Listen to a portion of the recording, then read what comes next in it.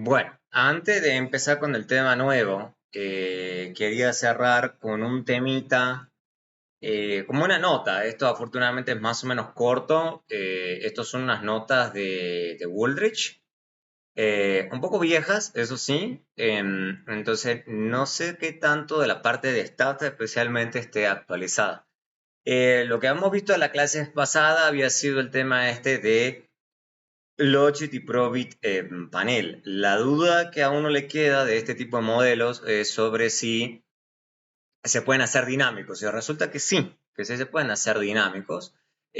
Porque claro, lo que habíamos visto en la clase pasada es que sí o sí nos obliga los modelos estos a hablar de estricta exogeneidad. Y a uno perfectamente puede no gustarle ese tipo de modelos que sumen estricta exogeneidad en modelos de tipo dinámicos. ¿Okay?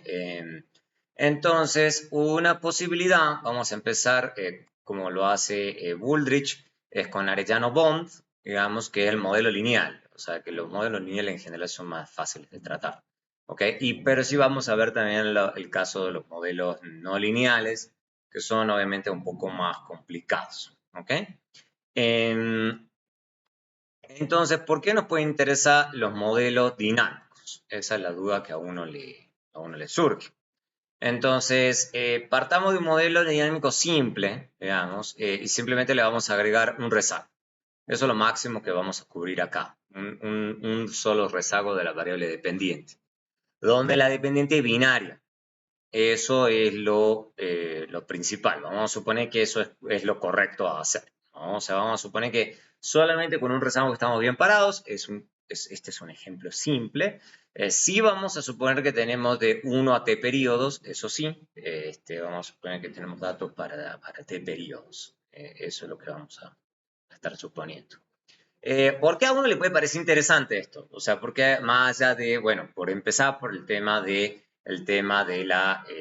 tratar de especificar la dinámica de estos modelos en donde uno quiere esquivar ese supuesto que nos obliga a hacer estos modelos más simples o por lo menos no dinámicos de la estricta exogeneidad. Una cosa que a la gente le puede interesar es esto de la state dependence, ¿ok? Que, bueno, lo voy a leer lo que dice acá es Wooldridge y yo lo voy a explicar enseguida. Básicamente, cómo afecta el último periodo a la probabilidad de en este periodo de estar en ese estado, ¿ok? Entonces, por ejemplo, o sea, supongamos cualquier cosa, o sea, veamos el ejemplo, voy a poner el ejemplo general, digamos, donde ustedes están interesados en alguna y T, en realidad, porque recordemos que esto es para panel, y recordemos que esto puede tomar dos valores, puede tomar valor 0 y valor 1. Entonces, el individuo Y, entonces, en el momento T puede estar en alguno de esos dos estados. Entonces, vamos a suponer que acá tenemos el periodo T-1 y acá tenemos el periodo T. Esa es la idea. Entonces, en cada periodo, la idea es que el individuo puede estar en algunos de estos dos estados, ¿no? Entonces, el individuo puede estar, voy a hacerlo un poquito mejor a esto, para que quede más claro. El individuo puede estar acá, digamos, no, tampoco me gusta acá.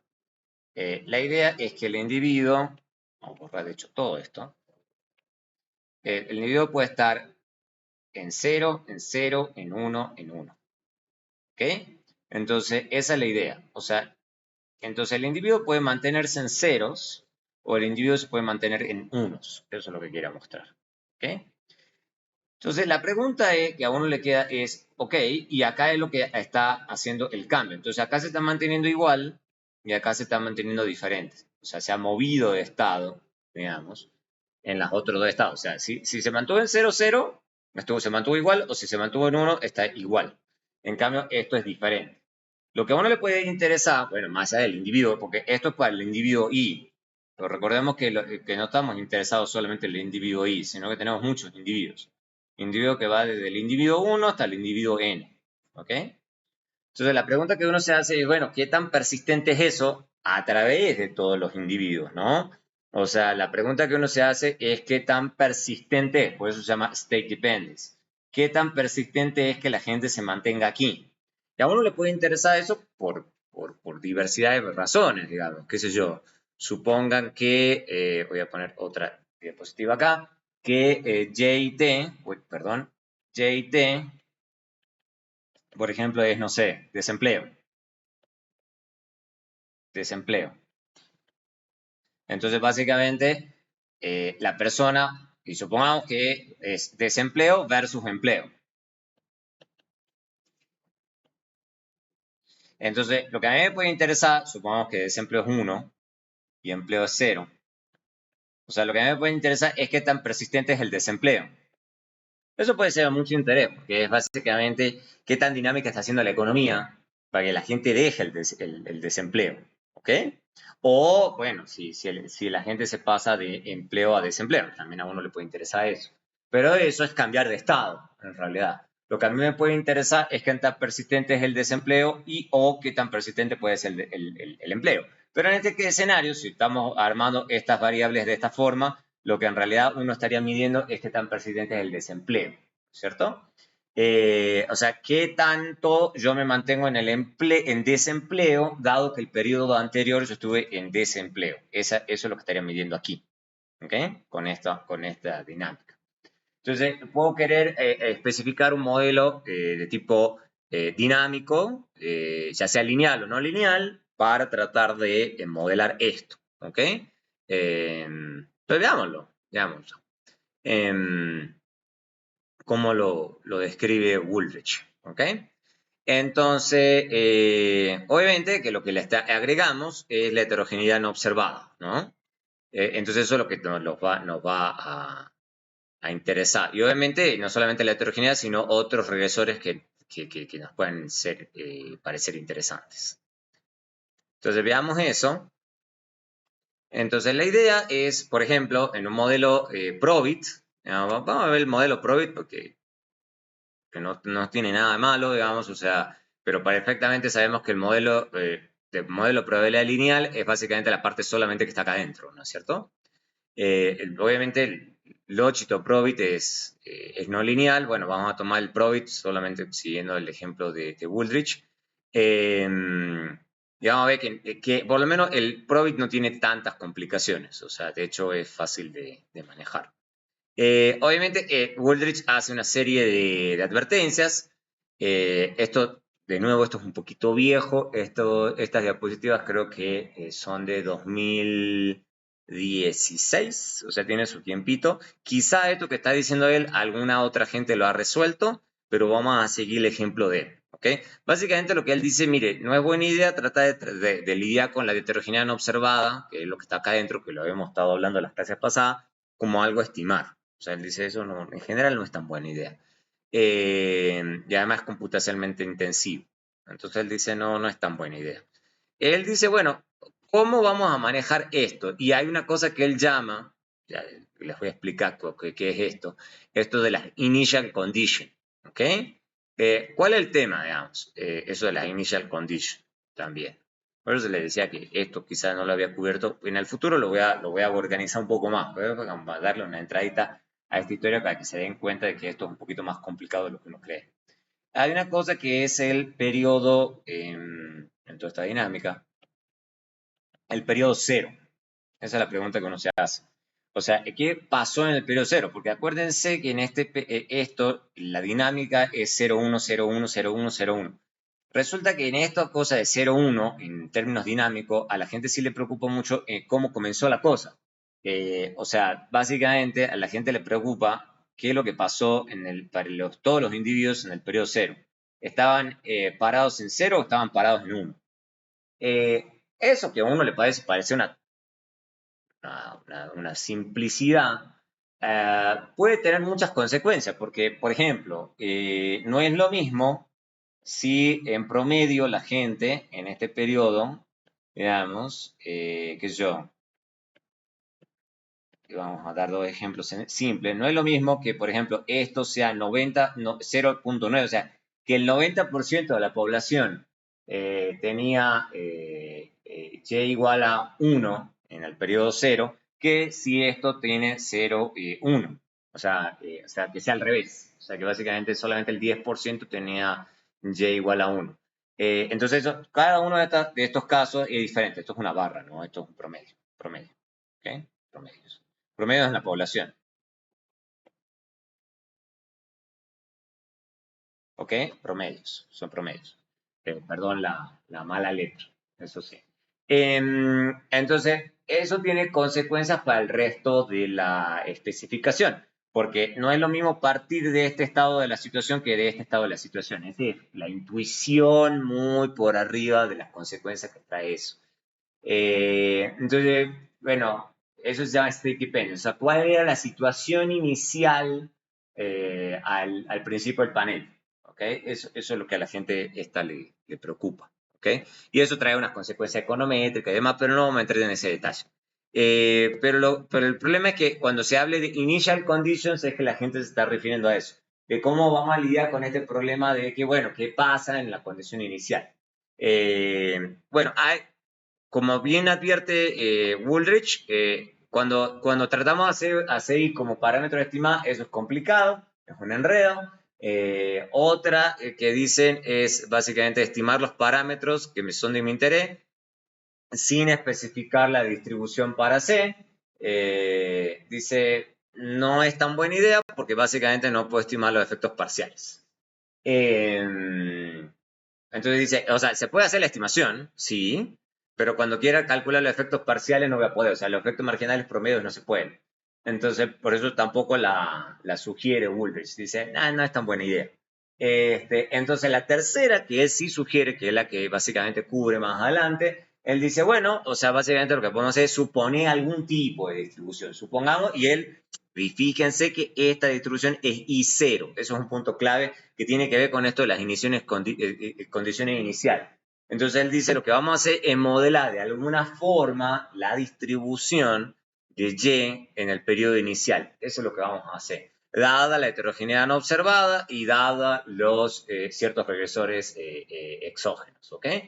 Y después vamos a modelar esa distribución de la heterogeneidad no observada. Eso es lo que está suponiendo. No está mal, o sea, el planteo que hace Woolrich y dice que eso funciona mejor, vamos a ver cómo corre. Básicamente, gracias a eso podemos modelar la distribución, digamos, más adelante, de Y para todos los periodos, condicional en las variables que son de nuestro interés, y calcular la máxima verosimilitud condicional en las variables. ¿Ok? La cuarta opción que él da, bueno, porque esta es una y después la otra que es la cuarta, es modelar directamente, digamos, o sea, porque acá estamos modelando primero la distribución de Y, acá la cuarta opción que él da es modelar directamente la distribución de la heterogeneidad no observada. Esa es la última que se puede. Básicamente, y esto me lleva a modelar directamente la distribución de los Y, pero fíjense que no está la inicial. Entonces acá yo estoy modelando la heterogeneidad no observada en ese periodo inicial, en el comienzo de las cosas, en el inicio del panel. ¿Okay? Y gracias a eso yo después modelo más adelante. O sea, ya habiendo modelado el periodo inicial, puedo modelar 1, 2, 3 hasta el último periodo. ¿Ok? Condicionando en ese periodo inicial. Eso es lo que estamos haciendo. Woolrich, obviamente, que estas son diapositivas de Woolrich, publicó un paper, digamos, que dice que eso en general funciona bastante bien. ¿Ok?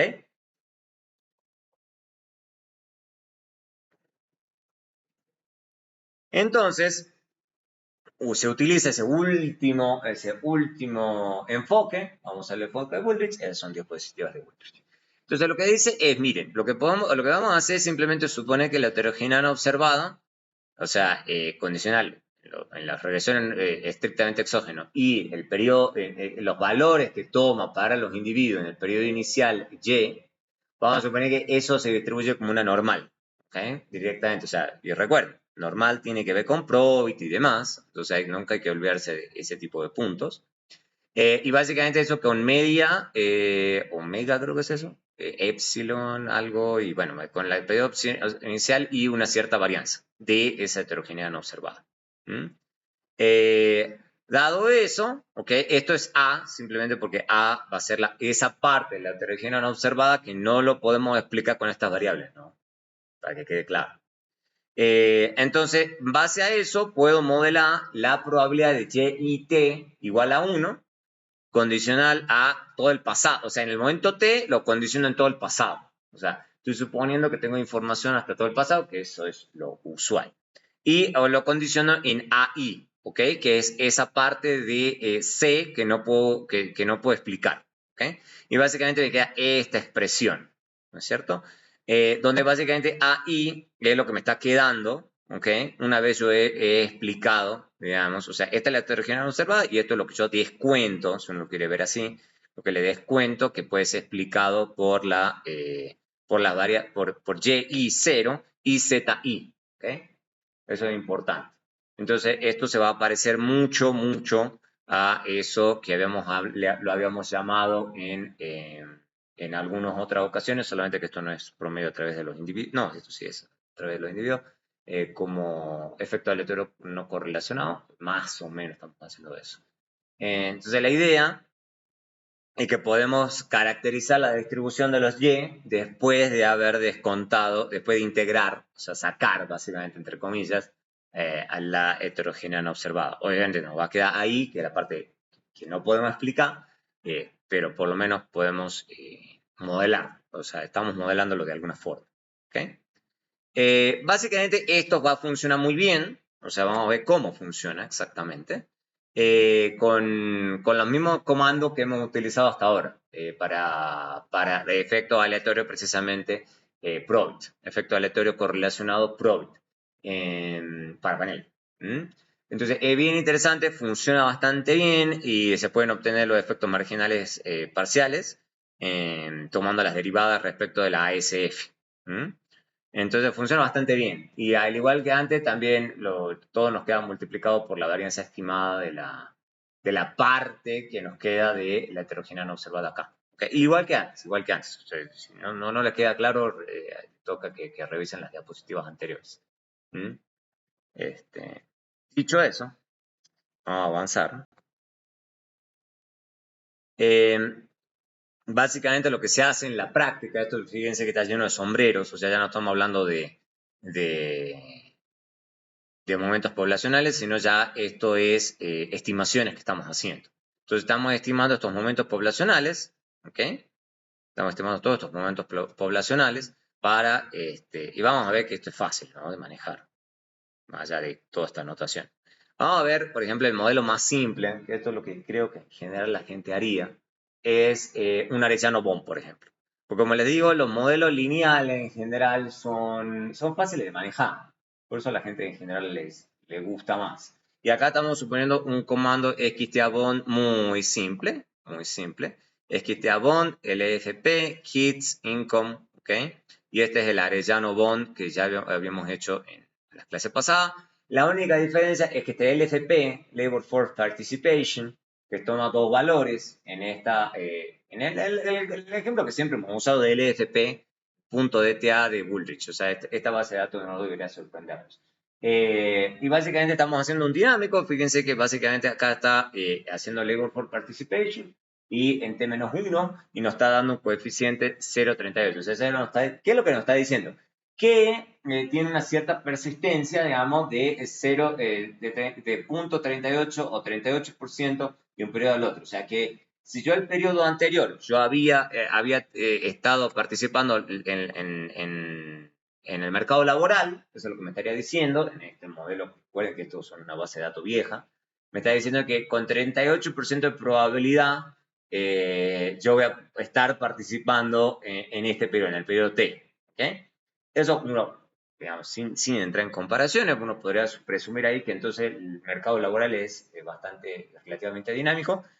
Recuerden que esto lo que estamos haciendo es que esto está haciendo los instrumentos y todo esto, que ya lo hemos visto en las clases pasadas. Esto estamos mezclando entonces Arellano-Bond, pero utilizando variables dependientes binarias. Eso es lo que estamos haciendo en este escenario. Y este rezago va a ser entonces instrumentado por la variable, porque esto es la transformación en primera diferencia y demás, la transformación en primera diferencia es instrumentado por el primer rezago y demás, y eso es lo que está escrito acá.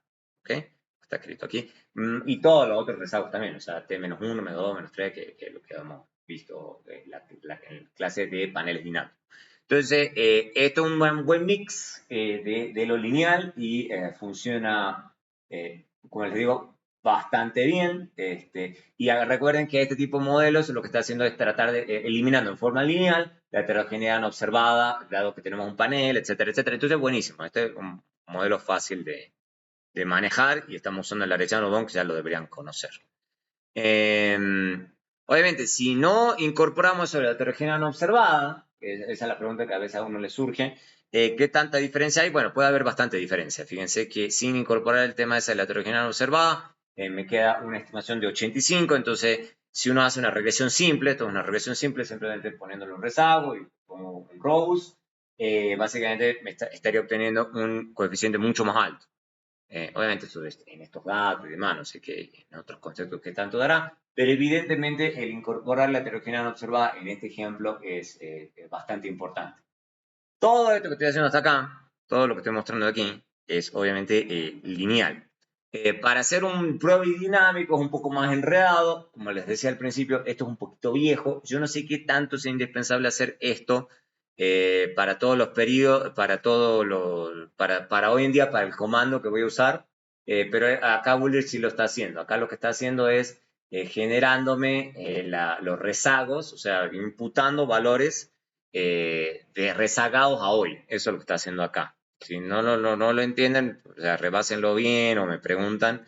No es muy complicado lo que está haciendo, ya les voy a mostrar la salida de Stata, pero básicamente él dice, es que eso es lo que me toca hacer, porque si no, no puedo correr el comando usando, que es el comando que hemos usado en la clase pasada, que es este xtprobe. Yo no sé si hoy en día simplemente poniéndole L punto xtprobit entienda lo que uno está haciendo. Acá simplemente a los efectos del tiempo, porque si no probarlo con Stata 17 o 18 me hubiera demorado más. No sé si esto es indispensable. Hacerlo, o sea, de si esto toca armarlo artesanalmente como Woolrich lo está haciendo. Es buena pregunta. No estoy 100% seguro. Pero recuerden que, bueno, primero en principal, yo no puedo leer esto tan fácil. Vamos a tener que tener un poquito de cuidado. La variable dependiente es el effort por participation y está agregando los rezagos de las variables anteriores. Acá, ¿no? Es un modelo dinámico tanto en la variable dependiente como en ciertas variables independientes, las está rezagando. Eso es lo que está haciendo. Pero de nuevo, no sé si esto toca hacerlo tan a manita como él lo ha puesto acá y porque es lo que construyen los comandos anteriores. Después lo que hace, porque es el problema de Probit, como toda la vida, es que yo no puedo leer estos coeficientes, por ejemplo, me podría interesar esto, en forma tan directa, sino que lo que me toca hacer, ¿ok? Lo que me toca hacer es calcularlo a mano, eso es lo que hace después Woolrich, se pone a calcular las predicciones de cada una de las probabilidades y se pone a hacer esos cálculos de efectos marginales, se pone a hacerlo a manita. De nuevo, hoy en día yo creo que el comando margins ya está mucho más actualizado y esto que él está haciendo a mano ya debería ser posible sacarlo hoy en día en Stata en forma automatizada. Esto es lo que el margins seguramente hoy en día me dé. Entonces, básicamente, esta es la probabilidad de estar en la fuerza laboral en el periodo T, dada la participación en T-1. ¿Ok? Y es un poquito más bajo que lo que me da con el XT-Bond. ¿Ok? Porque esto es el análogo, digamos ya así, al efecto marginal promedio del efecto de estar en T-1 en la fuerza laboral. ¿Ok? Obviamente, hasta acá es el XTA Bond, pero podríamos armar el XTA Probit, XT Probit. Puedo tratar de armar un Probit como este, digamos así, simple. Y de nuevo, él lo hace a mano. Estoy seguro que hoy en día en Margins no me hace falta hacer todos estos pasos. Y obviamente con heterogeneidad no observada me da estimaciones muy diferentes. ¿Ok? Entonces, bien interesante, digamos. Entonces, de nuevo, en general, por ejemplo, en este ejemplo, el hecho de incorporar el tema de la heterogeneidad no observada individual puede ser fundamental. Entonces, eso como para que lo tengan en cuenta. Entonces, claramente ustedes pueden extender los modelos que acabamos de hablar y ya hemos cubierto dinámicos y llevarlos a este contexto de probit o logit o variable dependiente binaria. utilizando ya lo que ustedes ya saben. Lo que pasa es que, bueno, si se ponen a querer hacerlo en forma no lineal, como ya hemos visto, se enreda bastante la cuestión. Entonces, simplemente para que lo tengan presente. Si puedo, tratar de buscarle algún otro ejemplo, algún otro ejercicio, vamos a ver. Si luego consigo un buen ejercicio, se los doy. Bueno, ahora sí empezamos ya con tema nuevo. O sea, eso se los acabo de dar como para que tengan una buena idea, digamos, más o menos cómo funciona esta historia, digamos, y cómo pueden extender esos modelos eh, de binarias a temas dinámicos. Ahora vamos a ver modelos multinomiales, ¿ok? Los modelos multinomiales es cuando ya tenemos más de dos resultados en Y y T. O sea, no cuando es una variable continua, pues si es una variable continua ya son los modelos clásicos que se hemos visto hasta hoy. La idea es que acá tenemos unos cuantos valores en donde obviamente no va a ser buena idea, y acá es, donde, es la primera gran limitación que tiene esto, porque el modelo de probabilidad lineal lo podemos utilizar mínimos cuadrados ordinarios. Acá no. O sea, porque por ejemplo acá, por ejemplo, supongan que JT 0, 0. Es si la persona está inactiva, si uno está desempleada y dos si está empleada. Y tengamos una cosa de años de educación.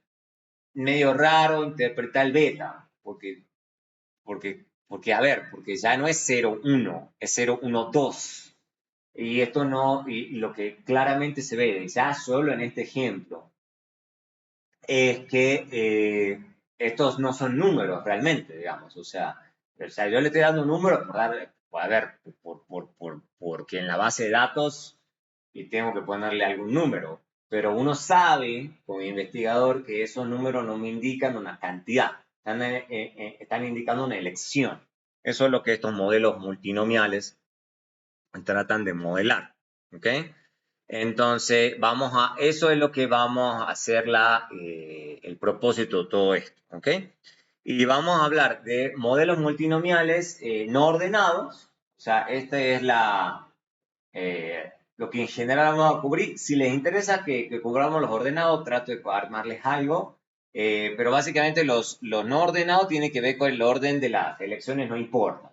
¿Okay? Por ejemplo, el que acabo de escribir acá. Por ejemplo, inactivo, desempleado, empleado. Bueno, o sea, ¿cómo lo ordeno? Esto es lo que les decía recién. Esto yo podría cambiar los números, pero en tanto en cuanto yo tenga claro qué significa cada número, en qué orden lo pongo, da igual, a nadie le importa realmente. O, por ejemplo, medio de transporte. A menos que uno tenga algún sustento, alguna razón por la cual uno quiera ordenar en preferencia, a pie, a bicicleta, transporte público, andar en auto, bueno, avión, no sé, o sea, medio de transporte pueden ser un montón de cosas. Acá estoy a los efectos de que sea limitado, estoy poniendo solamente esto. Pero sea tren, por ejemplo, podría agregar tren, pero no importa, se podría poner bicicleta primero, a pie segundo, o auto primero, o no sé, da igual, digamos. O sea, no hay una razón para que esto tenga diferentes órdenes, o sea, como que a uno no le importa realmente. Hay otros en donde sí les interesa, por ejemplo, a uno, o sea, que tiene alguna razón por la que uno los quiere ordenar de determinada forma. Por ejemplo, el ejemplo más claro en Colombia sería el estrato. Entonces, uno puede tener no estrato, porque hay lugares que no tienen estrato, pero ya después estrato 1, 2, 3, 4, 5, 6. O sea, son pocas elecciones, pero uno entiende que ese orden tiene una razón de ser. También podrían ser calificaciones de riesgo, o nivel educativo, o sea, donde, a ver, no es que esto yo lo puedo alterar y me da igual, o sea, esa es la idea, por eso se llama respuesta ordenada, o sea, porque tiene un orden, al menos en general, claro, o sea, que no puedo cambiarlo así arbitrariamente como lo acabo de hacer acá, ¿ok? Entonces eso como para que les quede claro esos dos grandes eh, grupos de modelos que existen, ¿ok? Nosotros de nuevo vamos a cubrir lo de respuesta no ordenada, son un poco más fáciles de lidiar, de manejar, entonces por eso lo estoy cubriendo, entonces para que lo tengan claro.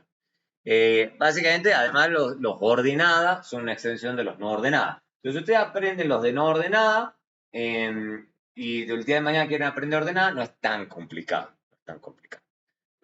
Vamos a partir, como toda la vida, de modelos multinomiales para corte transversal, ¿okay? Que es más fácil, y después vamos a cubrir eso en panel. ¿Okay? Casi siempre la gente trabaja de esta forma. Entonces, vamos a empezar, por ejemplo, con el famoso multinomial logit. Multinomial logit. El más básico, el más sencillo. Recuerden, estamos parados en corte transversal. Entonces, la idea, y vamos a empezar con el caso más simple también, que vamos a cubrir los modelos en donde la elección del individuo depende de las características del individuo, pero no de los atributos de la elección. Eso es importante, ¿ok? Por ejemplo, la elección del medio de transporte va a variar según los ingresos laborales del individuo, pero podríamos, si quisiéramos, agregar el tiempo de cada medio de transporte o el costo de cada medio de transporte o, qué sé yo, la seguridad o inseguridad de cada medio de transporte. O sea, entonces incorporar esa elección, las características de esa elección, sí puede ser importante a la hora de que los individuos elijan una u otra opción. Pero vamos a empezar primero con esto, ¿ok?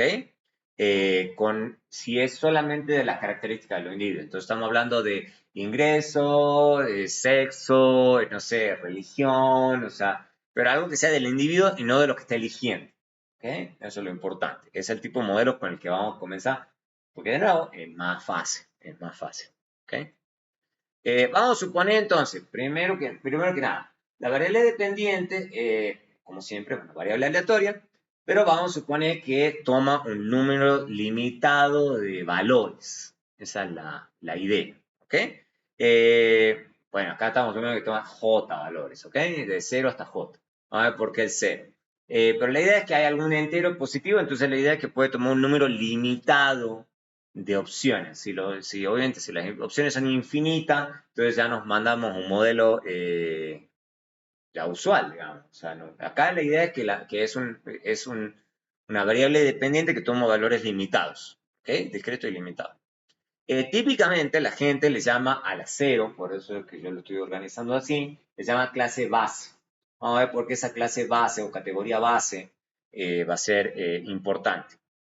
Después vamos a tener regresores, como toda la vida, generalmente se denota con una X, y vamos a suponer que YI, XI es una observación aleatoria de la población. ¿Okay? Y que obviamente lo que estamos queriendo modelar ahora ya no es solamente que Y sea igual a 1, como lo hemos hecho hasta ahora, sino que ahora es igual a J. O sea, la probabilidad de que se elija la opción J, eso es más complicado. Entonces vamos a ver cómo se hace. ¿Okay? Condicional obviamente a los regresores de X. Típicamente obviamente lo que nos va a interesar en general es cómo cambia la probabilidad de que el individuo elija la opción J cuando cambien los regresores en X. ¿Ok? Obviamente que el individuo tiene que elegir una de esas opciones. Estamos suponiendo que esto es igual a 1, o sea, básicamente que tenemos ciertas probabilidades de elegir cada una de esas opciones con algún grado, digamos. Podría ser quizás 0 alguna, digamos, pero la idea es que eso me suma 1. O sea que el individuo al final del día estamos suponiendo que elige una de esas opciones. Si no elige ninguna, estoy en problema. Digamos. O sea, significa que no estoy modelando muy bien las preferencias de los individuos o las opciones al menos. Y obviamente, como les digo, o sea, típicamente a la gente le importa cómo cambia esa probabilidad de elegir J cuando cambian los regresores. ¿Ok? El modelo más básico de esto, que si se dan cuenta, esto ya lo hemos visto, lo hemos visto en una forma más fácil.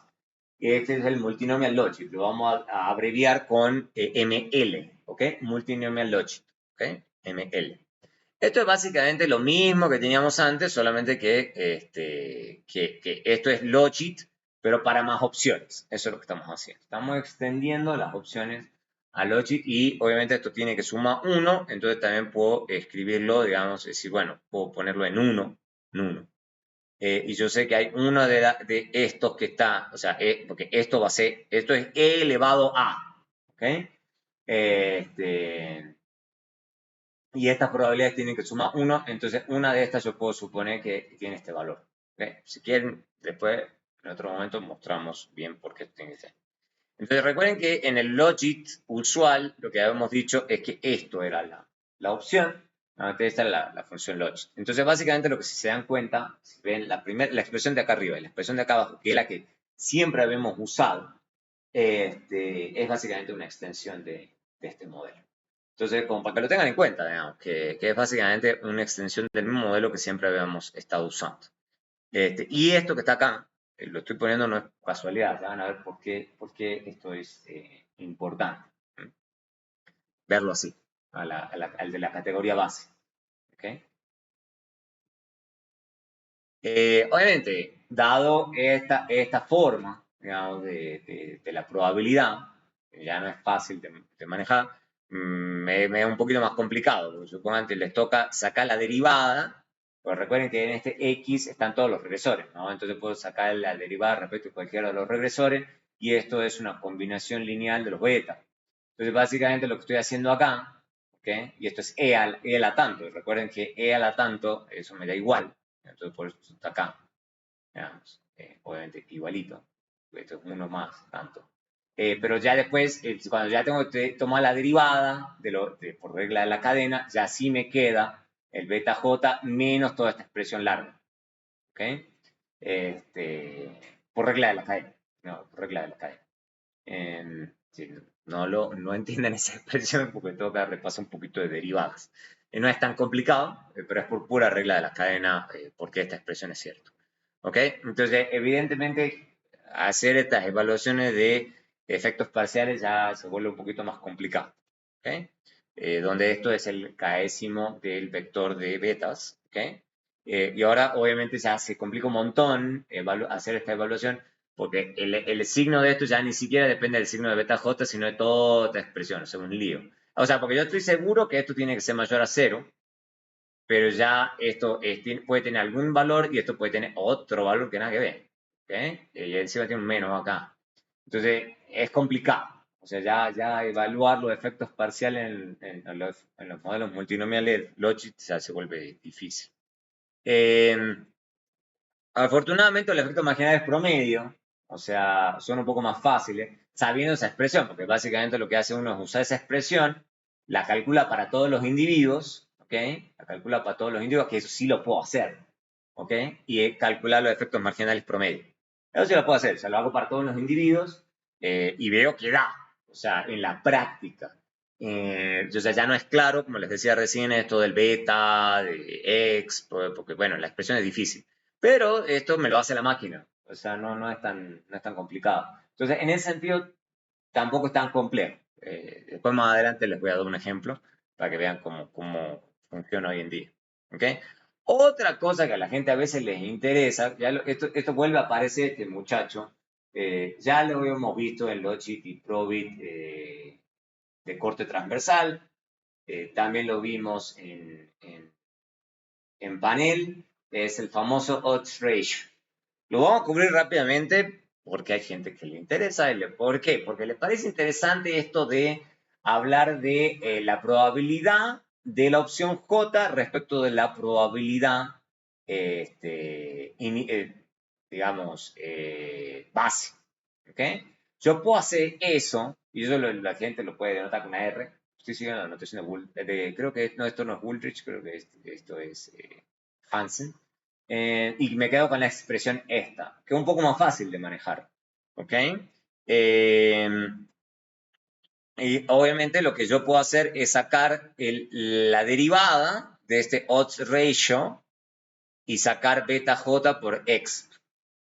Es un poco más fácil, ok, yo digo sí, se puede, o sea, va, porque es pura derivada, tampoco es que me estoy matando pensando, se puede, o sea, esto es pues, suponiendo que aquí es continuo, y obviamente puedo sacar el log, porque solo puedo sacar el log de ese R, que recuerden, o sea, esto es la probabilidad de elegir J respecto a la probabilidad inicial, de la probabilidad de la clase, de la opción base.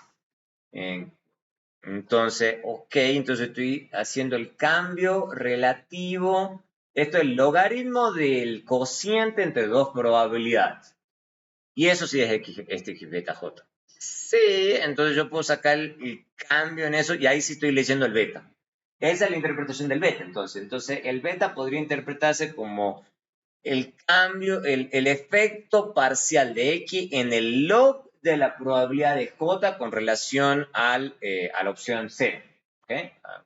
O la categoría base. Sí, o sea, si uno tiene ganas de leer el beta solo, se puede. La pregunta, y bueno, esto es una pregunta abierta, yo no le voy a dar respuesta, porque o sea, si en el contexto del investigador, al investigador le parece interesante leer ese beta. No tengo idea en qué contexto podría ser algo interesante. No, no, eso se los dejo a responder a ustedes, o sea, no tengo idea, digamos, si a un investigador le puede parecer interesante eso, habría que buscar un ejemplo. Em, Ahora bien, esto es multinomial logic, ¿no? Las preguntas que la gente se hace es qué propiedades trae eso, porque lo que acabamos de ver hasta recién, hasta aquí, es que puedo calcular, esto va a correr, esto es por máxima verosimilitud, y puedo calcular los efectos marginales promedio, puedo calcular los odds ratio. Es como una extensión, digamos, de lo que hemos visto hasta ahora, no hay nada nuevo. Ahora, ¿cuál es el problema? Problema no, una propiedad que tiene este modelo, que a la gente le puede molestar, está bien, digamos, le puede molestar esto. Es el tema este de supongamos que ustedes están pensando la probabilidad de elegir J o H, o sea, independiente, ¿no? Y por pura propiedad de probabilidades, eso es igual a la suma de PJ y PH. Eso es una propiedad además de este modelo Logi. Y además, lo que podemos hacer, digamos, es, dado esto, ¿no es cierto? Y decimos, bueno, la probabilidad de elegir J, condicional a la probabilidad de elegir uno o el otro. ¿Ok? Y eso, a ver, lo que estoy haciendo el paso no es una cosa muy complicada. Esto es una propiedad de probabilidades condicionales. ¿Ok? Y dado esto que estoy escribiendo allá, y dado las propiedades de la función logística, eso lo puedo escribir como x menos beta j menos beta h. ¿Okay? Porque son los betas que corresponden a las variables, si yo elijo la opción j o la opción h. Eso es lo que estoy haciendo. O sea, condicional a elegir entre H y J, la probabilidad de elegir el resultado J sigue siendo un logic usual. O sea, esto es por pura propiedad de la función logística. O sea, esto no es porque sí. O sea, dado cómo está construido el modelo y cómo funciona la función logística, eso que estoy escribiendo ahí es cierto. Eso para que lo tengan claro. ¿Okay? Y tengo este vector de parámetros, que es la diferencia entre estos betas. Entonces, por ejemplo, si beta es igual a 0, o sea, elegir esto o 0, ¿ok? Básicamente me queda esta expresión. ¿Ok? O sea, la probabilidad de elegir la opción 0. Opción 0. O sea, se puede estimar beta J usando el modelo Logic de respuesta binaria de las personas que eligen J o 0. Eso es una buena interpretación. O sea, básicamente lo que yo estoy haciendo en esencia cuando estoy corriendo estos modelos, por eso les decía que, esa opción 0 es importante. O sea, básicamente lo que yo puedo hacer es interpretar mucho de estas elecciones, de lo que sale de este modelo como las probabilidades de yo elegir la opción J respecto a elegir la 0. Y eso es importante en la práctica, porque al final del día uno sí puede elegir la opción 0 que uno quiera. Y tener claro que lo que yo voy a estar haciendo con estos modelos es estimar las probabilidades, o cambio las probabilidades si uno quiere ver así, como vimos recién, de elegir J respecto a 0. Y obviamente yo puedo estar interesado en alguna opción J, sea de mi interés también. Entonces, eso es lo interesante de esta propiedad del modelo multinomial logic. ¿Okay? O sea, lo que podría hacer, si yo quisiera, no la que la máquina hace, pero en vez de estimar un modelo multinomial, lo que puedo hacer son varios modelos Logit con opciones de 1 a j respecto a la opción y yo obtener exactamente lo mismo. Eso es lo que está diciendo lo que acabo de escribir. Entonces, al final del día es medio, a ver, o sea, esto puede parecer un poquito trivial, entonces, ¿para qué tanto esfuerzo? Digamos? Bueno, vamos a ver qué es lo que pasa con esto. O sea, hay propiedades que tiene esto que a la gente le puede molestar. Entonces, básicamente puedo obtener los efectos marginales del promedio, igual que Logit, solamente que cada uno de esos efectos marginales del promedio es respecto a JC. ¿Ok? Y alguna respuesta de mi interés. ¿Ok? Todo esto típicamente se estima por estimación de máxima verosimilitud, donde el log likelihood es esto. ¿Okay? Es haber elegido la opción J por el logaritmo de la probabilidad de condicionar en los regresores y el vector de parámetros beta. ¿Okay? Y básicamente lo que hace el log likelihood para el individuo I, y esto se suma del individuo I al individuo N, ¿ok? Entonces tengo todos los individuos y básicamente lo que hace la máquina es ir probando con diferentes valores de beta, y obviamente nos da todos los valores de los regresores, lo que entra ahí, para cada uno de los individuos. Y lo que va haciendo es probando hasta que maximiza esa sumatoria de los log likelihood del individuo 1 hasta el individuo n. Eso es el método de estimación. Vamos a ver un ejemplo sencillito. ¿Okay? Y voy a abrir este do file que es de multinomiales.do. ¿Okay? Vamos a verlo rápidamente, cómo se estima, cuánto se demora, cómo se ve, etcétera, etcétera. ¿Okay? Listo. Este multinomiales ya está en Teams, entonces lo pueden abrir sin mayores inconvenientes. Entonces tengo archivos do, lo voy a abrir, multinomiales, ¿dónde están multinomiales? No lo tengo aquí, si no lo tengo aquí, lo puedo tener en otro lado, a ver si lo tengo aquí. Entonces no debe ser que no está en Teams, entonces yo se los voy a agregar en Teams. Lo voy a abrir directamente en Stata, para poder correrlo fácil. Acá está Kane.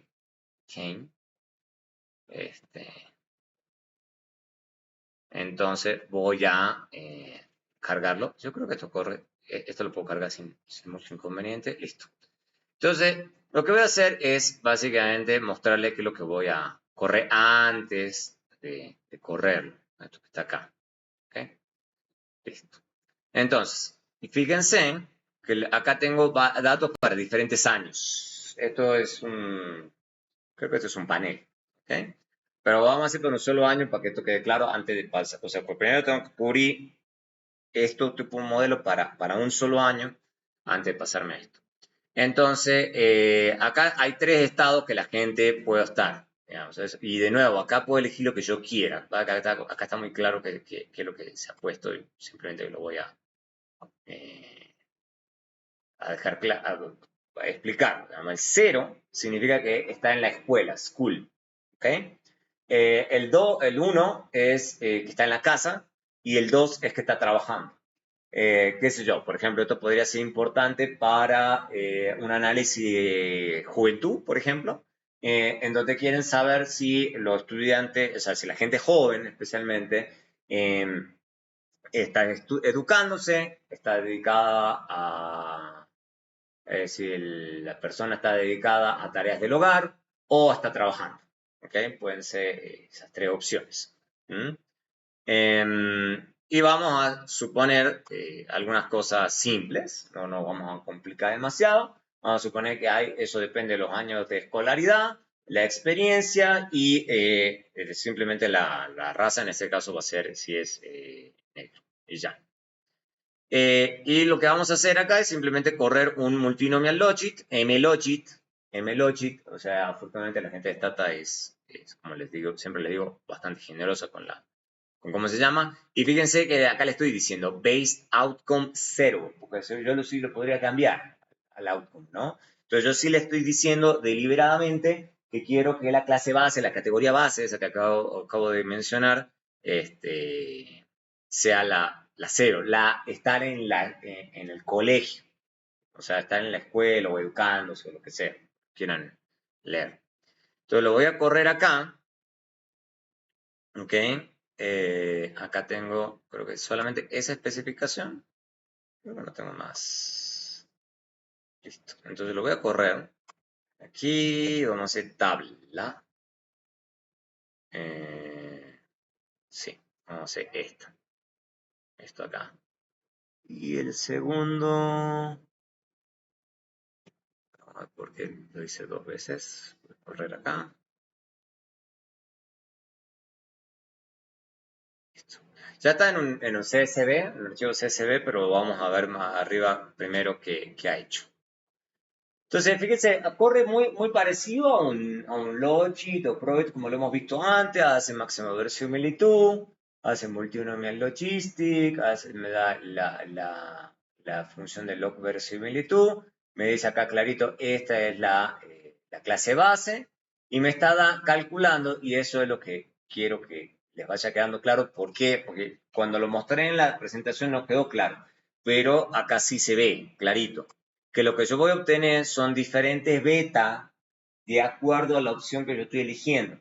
¿Por qué? Porque básicamente lo que está haciendo esto es, implícitamente, como les decía, es calcular cómo cambia la probabilidad de que yo elija 1 respecto a 0, como que yo elija 2 respecto a 0. Eso es lo que está haciendo.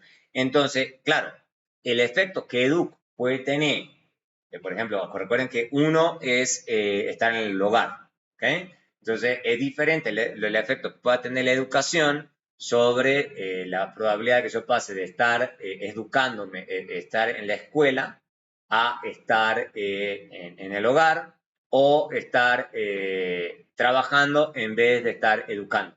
¿Okay? Entonces, cada una de esas variables puede tener un efecto, si uno lo quiere ver así, o una correlación diferente dependiendo de la elección que sea de interés respecto de la categoría o resultado base. También me parece que el resultado base no está mal, digamos, hablar de resultado base. O elección base, yo le llamaría, digamos. Pasa que depende, digamos. O sea, outcome, no sé, yo creo que en general esto es por modelo de elecciones. Eh, Pasa lo mismo, de nuevo, o sea, volvemos a lo de toda la vida. Pasa lo mismo de toda la vida. No puedo leer en forma directa estos coeficientes, sino que me toca calcular el efecto marginales promedio para hacer una estimación más amigable. Eso bueno, siempre se hace con el margins, de I de X, asterisco, post. Post es para que lo pueda poner en una tabla. No sé, no sé la. Y fíjense que acá en ese sentido está haciendo bastante, en esta parte, para mí, la gente de Stata debería ponerlo abajo. Pero bueno, esto ya está hecho así. Básicamente, esto es lo que me está diciendo clarito, es la derivada respecto de todas las variables de la probabilidad de estar en el estatus 0, la probabilidad de estar en el estatus 1 y la probabilidad de estar en el estatus 2. Eso es lo que estamos haciendo. Entonces, me calcula esas cosas. Entonces, fíjense, digamos, para que por eso les digo que es medio que hay que tener cuidado a la hora de leer estas cosas. Entonces, fíjense, esto es la probabilidad de estar en el estado 0. Entonces, esto es como EDUC, o sea, por eso es lo que le digo que la lectura de esto a veces se enreda. Esto es EDUC como el efecto de EDUC sobre la probabilidad de estar en el estatus 0. ¿Ok? En el estatus 0, dado el modelo que estoy planteando. ¿Ok? Y esto es para estar en el estatus 1, o sea, esto es 0, porque esto es 1, pero hay que entender que esto es 0. O sea, me parece que la gente de Stata tiene que mejorar un poco esto, o sea, estoy de acuerdo. Pero bueno, ya está hecho así. Y de última, lo que uno tiene que hacer es después exportar la tabla y hacer los relabel y demás para que se lea, pues si no, no se entiende nada. Pero eso es básicamente lo que tengo que hacer. Tengo que hacer todo esto para poder interpretarlo. Y de hecho, uno puede hacer esto, ¿no? Pero me va a dar súper confuso porque Stata no lo va a entender muy bien que es lo que estoy poniendo acá, porque está haciendo variables diferentes. Este es el coeficiente estimado del modelo multinomial logic y estos son los efectos marginales promedio, porque es un enredo, ¿no? Se ve clarito ahí que es un enredo. Por eso le he puesto el otro comando yo, que está a continuación acá, pues si no, no se entiende nada. Voy acá y directamente acá sí ya se puede leer eso del margins más fácil. ¿Ok? Y en realidad lo que uno se pondría a interpretar seguramente sea mucho más esto que lo anterior. ¿Ok? Y de nuevo, esto es esta binaria. De nuevo, esto es black respecto a no black. ¿No? O sea, porque es una binaria. Entonces, este es el efecto de afroamericano respecto a no ser afroamericano, la diferencia, digamos, que hay, digamos, en estar en la... y de verdad que uno es estar en la escuela. Entonces, la diferencia entre la probabilidad de estar en la escuela entre afroamericano versus no ser afroamericano. ¿Okay? Bueno, les digo, leer esto a veces se complica. Estoy de acuerdo con eso. Ahora bien, veamos, porque leerlo así puede ser un enredo, estoy de acuerdo. Lo que normalmente uno haría, creo que más claro, es hacerlo por separado. Eso es lo que hago a continuación. Entonces, lo que hago acá, digamos, o sea, le digo acá, le digo, mire, calcúleme el mismo modelo para un solo año, ¿no? O sea, eso quiero que quede claro. Pero quiero que me prediga un resultado en concreto, digamos, o sea, para que esto sea amigable en la lectura, ¿no? La interpretación es enredada, enredada. Entonces vamos a correr esto, ¿ok? Entonces yo corro esto. Entonces yo ya ahí sí puedo leer, digamos, la probabilidad de estar en la situación y evaluar el efecto de cada una de estas variables en forma separada, ¿ok? Y es el cambio de discreto respecto del nivel base, ¿ok? Vamos a ver las otras. Las otras me van a dar algo diferente. Obvio. Tiene que dar algo diferente. Luego volver a correr todo para armar la tabla. Que se vea más fácil. Entonces el outcome 1, el outcome 2, el outcome 3. Creo que esto se lee más fácil. Por eso lo estoy poniendo ahí. ¿Ok?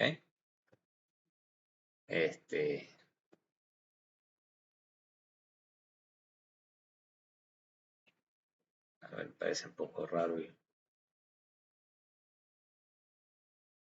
Porque dicen margins.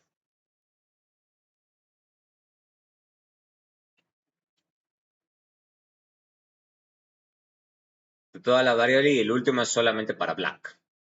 ¿Ok? Eso es lo que estoy haciendo. El outcome es el mismo, es como para mostrarles, eso es lo que estoy haciendo, la flexibilidad del modelo, del comando margins. Entonces yo puedo hacer para todas las variables, ¿ok? O para alguna variable que a mí me parezca de interés, ¿ok? En este caso lo está haciendo solamente para black, ¿ok? Y es el resultado 2, ¿ok? Ahora me surge la duda en estos momentos, esto es cuál es el grupo base, digamos, el que está agregando black. Es que esto es en todos los individuos, creo que es. ¿Okay? Si se fijan, esto es la probabilidad estimada, cierto, esto es la probabilidad estimada para los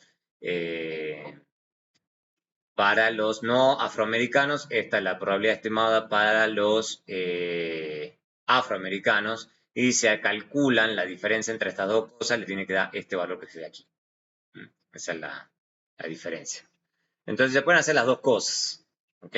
Se pueden hacer las dos cosas. Fíjense que en este último margins no le puse el de I de X, entonces ese número que me está dando no es el efecto marginal promedio, lo que es la probabilidad estimada para cada grupo. Entonces simplemente a los efectos de mostrarle a ustedes lo flexible que es este comando margins. O sea, y eso a la gente sí, como les digo, en esto de los modelos no lineales, este tipo de cosas son las que la gente le puede interesar. Porque como siempre les he dicho, Los efectos marginales promedio en general se calculan bastante bien con modelos lineales. Pero si uno está interesado en probabilidades, cálculo de probabilidades, estos modelos no lineales sí pueden ser muy útiles. Fíjense este último, digamos. Eso a mí sí me puede interesar. Por ejemplo, calcular las probabilidades de estar trabajando, eso es lo que estoy calculando acá, según la cantidad de años de escolaridad, básicamente, pero recuerden, estos son probabilidades, no son efectos marginales.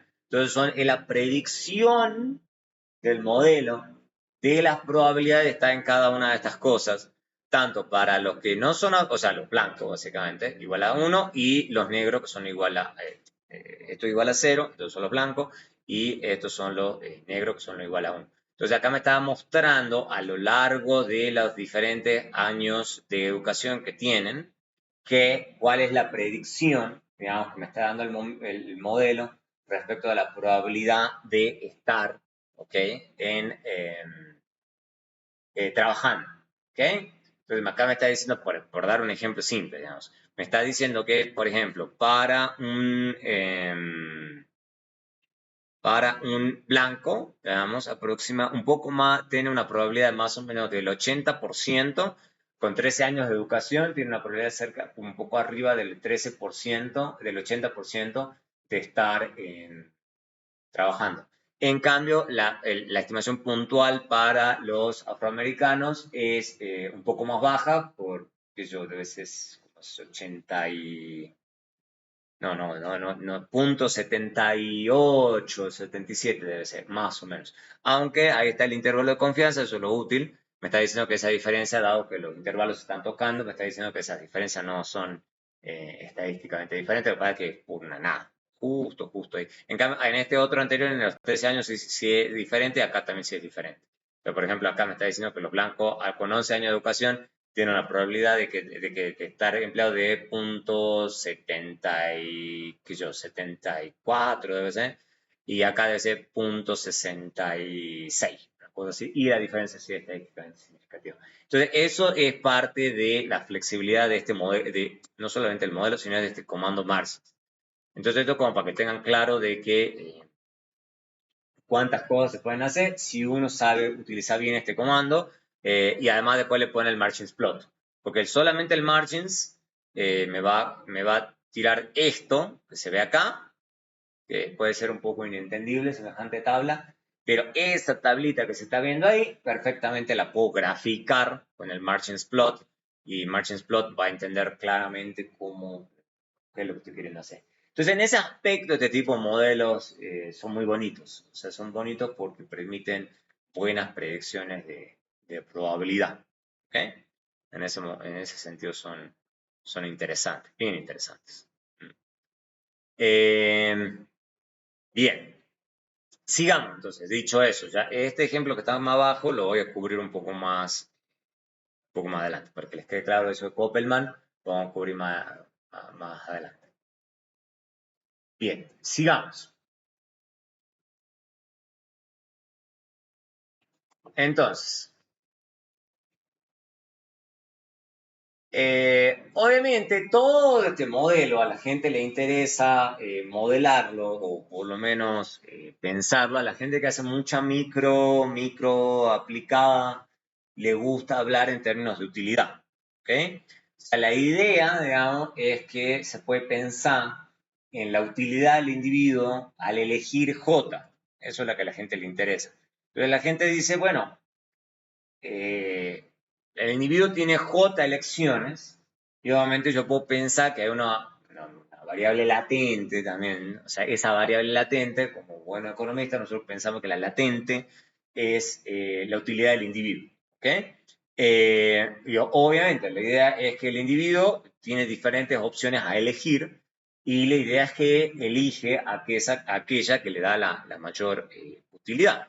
Obviamente hay otros muy inobservables, o sea, porque esto es lo que yo puedo ver, ¿no? Eso es importante, pero hay algo, que ahí sí ya se va metiendo un poquito esto de la heterogeneidad de los individuos, hay algo que es inobservable que afecta a los gustos de los individuos. Claro, los individuos pueden tener diferentes gustos. Y hay cosas que yo puedo ver, no sé, le decía ingreso, bueno, lo que tenía ahí, años de educación, puedo tener un montón de otras cosas que puedo ver, puedo encuestar a la persona y verlo. Pero a gusto hay gusto, digamos, y entonces eso es lo que trata de indicar A, que hay cosas que afectan los gustos. Y obviamente esto acá sí estoy metiendo cosas que pueden variar por individuo o alternativa. Vamos a ver enseguida el tema de meterle lo de las alternativas. Eh, Obviamente no puede contener solo aquello que varía entre individuos. ¿Okay? Eso es importante. Y lo que se supone, esto sí me parece medio fuerte, pero es para modelarlo, si no, no puedo modelar nada. Se supone que A y esos gustos son independientes de los regresores. Y coincido que es un supuesto fuerte. Coincido que es un supuesto fuerte.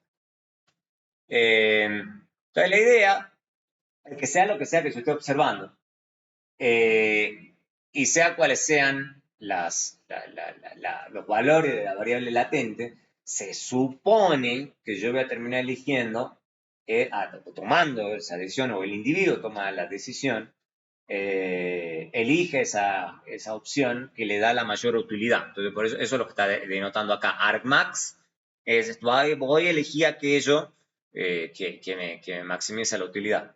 Entonces, la idea es que puede tomar cualquiera de los valores. Acá no es 0, 1, sino ya es 0, 1, 2, 3, 4, hasta J. Esa es la idea. Obviamente lo que quiero que hace uno supone algún tipo de distribución de esa heterogeneidad no observada. Fíjense que ahí ya estamos empezando a modelar las preferencias de los individuos. ¿Okay? Por eso este tipo de modelos le gusta mucho a la gente que hace mucha micro aplicada. Si nosotros suponemos que esta es la distribución de A, entonces la probabilidad de que el individuo elija J es esta expresión que, volvemos, es la logística. ¿Ok? Entonces, eso se llama, esta probabilidad de respuesta se llama lo que se conoce como logit condicional. Conditional logit. ¿Ok? Conditional logit. Vamos a ver por qué le dicen así en vez de multinomial logit. Porque recuerden que el multinomial logit, ahí habíamos hablado solamente de características de los individuos. Acá estamos metiendo ya en el X característica de los individuos y de las opciones. Entonces ya en ese caso, cuando metemos de las opciones, ya le dicen conditional logit. ¿Okay? Los efectos marginales está dado por esto. ¿Okay? No es tan complicado. Bueno, de elegir J, este es JK, ¿okay? Con las opciones que van de 0 hasta acá, y esto para la opción H. Esta es la opción J, esta es la opción H. Esto es importante. Porque ahora ya estamos hablando de elecciones y de nuevo, o sea, no estamos hablando de cosas de los individuos, sino características de las opciones también. Entonces, eso es lo que complica un poco más este análisis. ¿Okay? Obviamente, los efectos marginales promedio podemos hacerlo igual que antes. Y como les decía, estos dos modelos de multinomial logic y conditional logic se parecen, pero vamos a hablar más extendido. Yo lo acabo de hacer el spoiler recién, pero no importa, digamos. O sea, acá podemos hablar de cuáles son las diferencias que tiene. El modelo multinomial logic, recuerden, solamente características de los individuos, solamente las características de los individuos, pero no de alternativa. ¿Okay? En cambio, el conditional logic, a ver, logic condicional, entonces se llama conditional logic, por eso las siglas me tenían confundido. Conditional logic es cuando ya estoy introduciendo características de las alternativas. Por eso esto se ve un poquito diferente, ¿okay? A lo que yo había sacado en el multinomial logic. Entonces tienen que tener eso en cuenta. ¿Okay? Entonces la idea es que el conditional logic es un caso, el multinomial logic es un caso especial de conditional logic. O sea, básicamente es, o sea, como que el conditional logic es una generalización. O sea, estamos metiendo muchas más variables que antes. Esa es la gran diferencia. En alguna aplicación del modelo se permite que las variables varíen por individuo y tengan efectos separados. Sí, se puede, digamos, medio un enredo, digamos. O sea, lo que básicamente todavía están haciendo ustedes es básicamente modelar las utilidades de esta forma. es más enredado, obviamente, porque básicamente lo que están diciendo es meterle acá, este, ¿cómo se llama? Que las características de los individuos cambien la variable latente. Es un enredo, estoy convencido, pero bueno, hay gente que le interesa a estudiar eso. Esto varía a través de J y probablemente a través de los individuos, y esto es solamente característica de los individuos. O sea, están mezclando las dos cosas. Me parece medio un enredo, estoy de acuerdo, pero bueno. Eso se llama, porque hay gente que, pues, bueno, hay mucho nombre a esto, que se llama el modelo logic mixto, porque ya estamos haciendo esto por este lado y esto por otro, ¿verdad? Eh, y se llaman así. O sea, no vamos a entrar en por qué se llaman así, pero la idea es que se mezcla, digamos, variables que cambian las utilidades, digamos, entre individuos. Sí, o sea, qué sé yo, es un medio enredadito. Bueno, entonces llamamos así. Que recuerden, todo esto lo estoy sacando, vuelvo a repetir, de Hans, por si quieren leer esto. Hay una restricción que tienen todo este modelo, el conditional logic especialmente, porque el conditional logic es lo que la mayoría de la gente usa, ¿no? Entonces, por eso vamos a hablar de ese. Hay una cosa, hay una propiedad que tienen estos modelos conditional logic, o logic en general, digamos, pero creo que conditional logic es donde más aparece esto de lo que se llama independencia de alternativas irrelevantes. ¿Ok? Vamos a hablar un poquito de eso. ¿Ok? O independence from irrelevant alternatives. Entonces, eso se conoce como IIA. Hablando de siglas, acá siempre aparecen siglas en todos lados. ¿Qué significa eso? Que ya lo hemos visto recién, solamente que no le prestamos mucha atención. Recuerden que la probabilidad en estos modelos, bueno, ya tenía esa función logística, ¿no? Pero recuerden que el denominador, independientemente de cuáles son las probabilidades que están eligiendo, el denominador es el mismo. Pero lo que sí es diferente es el numerador en cada caso. Entonces, dado por propiedades de función exponencial, no vayan a preguntar de por qué puedo hacer el siguiente paso, esto sí lo puedo escribir. Esto es porque cada una de estas es una logística y esto es simplemente aplicar propiedades de una función logística. Entonces, para que les quede claro. ¿Ok? Bien, escrito esto suena, se ve medio obvio, digamos, o sea, no parece que tenga grandes consecuencias, pero ¿qué es lo que ocurre, digamos, si eso es cierto? O sea, me está diciendo, si uno lo lee con cuidado, que las probabilidades relativas de dos alternativas dependen solo de los atributos de esas dos alternativas. O sea que eso es lo que está escrito acá. ¿Okay? O sea, no de beta, sino de las características de esas opciones. Ustedes dirán, eso, pues, que a mí qué me importa. Pero tiene mucho que ver con la utilidad, digamos, ¿ok? De cómo está modelado, ¿ok? Entonces, básicamente se está suponiendo que estos gustos son independientes de las regresiones, de los regresores, ¿ok? Eh, entonces, ¿qué significa eso? Que agregar otra alternativa o cambiar las alternativas de una tercera, cuarta o quinta, o sea, cualquiera, o sea, porque estamos suponiendo acá que hay J alternativa, suman J más 1, o sea, J mayúscula más 1, o sea, que agregar otra alternativa o cambiar la característica de una tercera alternativa no afecta las probabilidades relativas entre la alternativa J y H. Eso, o sea, a ver, a la gente eso, a esa la gente le parece medio inverosímil, ¿ok? Vamos a ver a qué me estoy refiriendo con eso y por qué la gente le molesta.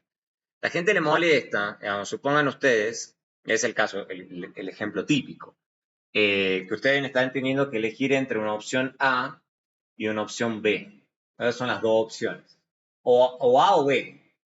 Entonces, la idea es que tú tienes algún conjunto de características, XA, está muy feo, reescribí esto, aquí, XA, y esto es XB. ¿Okay? La idea es que obviamente yo voy a tener una probabilidad de elegir A, y yo lo quiero comparar respecto a la probabilidad de elegir B. ¿Okay? sea, una probabilidad relativa. La idea de eso, lo que acabo de escribir, digamos, o sea, según lo que tengo en la diapositiva, ¿ok? Según lo que está acá. Eso depende exclusivamente, o sea, eso es una función, si ustedes lo quieren ver así, de XA y XB. O sea, básicamente se puede ver así, fácil. Ahora, la idea es que si cambia algo si yo tengo una alternativa C, digamos, entonces hay ciertas características de XC. La IIA tiene que ver con esto, con que XC no está acá. O sea, de hecho ni siquiera está C. O sea, lo que me está diciendo es que esta probabilidad relativa es completamente independiente de una opción que yo agregue o que cambie, digamos. O sea, si yo hay alguna otra característica de una opción C, no me afecta en nada. Y eso sí suena medio raro. ¿Ok? Sí suena medio raro. Es un ejemplo clásico de eso, que el ejemplo clásico que siempre dan es el bus azul versus rojo. ¿Ok? Y por otro lado, yo puedo meter un tren. Entonces, lo que me está diciendo la IIA, lo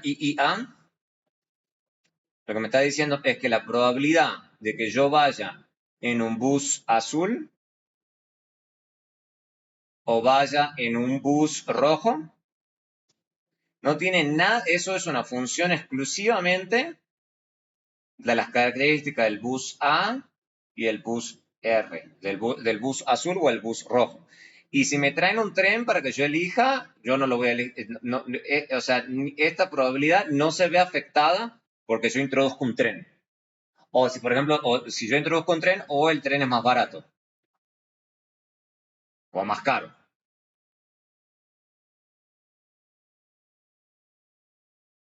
O sea, como no depende ni si el tren se demora más o si yo introduzco el tren y demás. O sea, me está diciendo que esto no depende de eso.